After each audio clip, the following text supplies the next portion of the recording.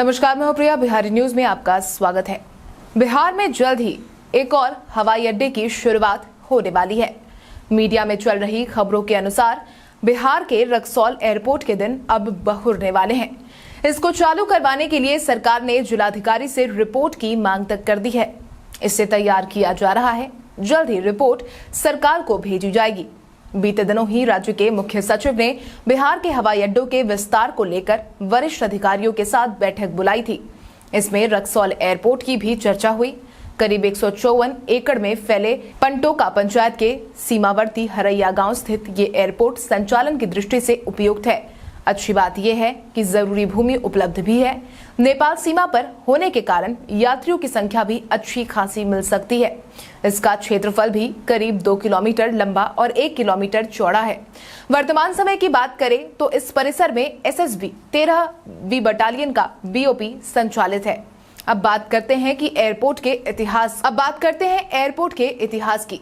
तो साल 1960 में इस एयरपोर्ट का निर्माण किया गया है। 1962 तक योजनाबद्ध तरीके से इसका रखरखाव हो सका है। 1968 में रक्सौल, मुजफ्फरपुर और भागलपुर के लिए कलिंग एयर सर्विस की शुरुआत हुई थी, लेकिन सरकार की उदासीनता के कारण साल 1960 के आसपास यहां से उड़ानें पूरी तरीके से बंद हो गई। आखिरी बार 5 अगस्त 2011 को दिल्ली से एयर एम्बुलेंस जो यहां पर उतारी गई थी।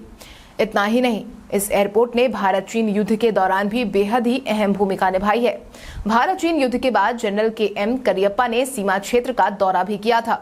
तब युद्ध के दौरान सैन्य सामग्री और हवाई हमले के लिए सबसे बेहतर स्थल के रूप में इसका चयन किया गया था। बाद में इस पर ध्यान नहीं दिया गया।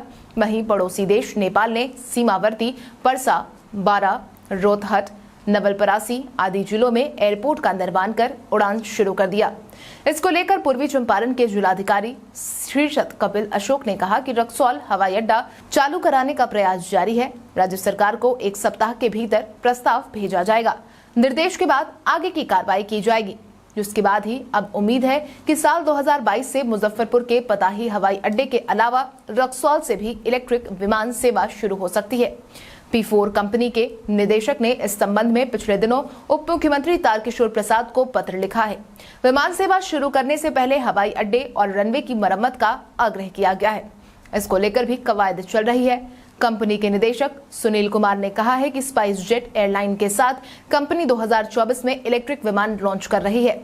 नगर विमानन मंत्रालय ने पायलट प्रोजेक्ट के रूप में दोनों एयरपोर्ट से विमान सेवा शुरू कराने का अवसर दिया है।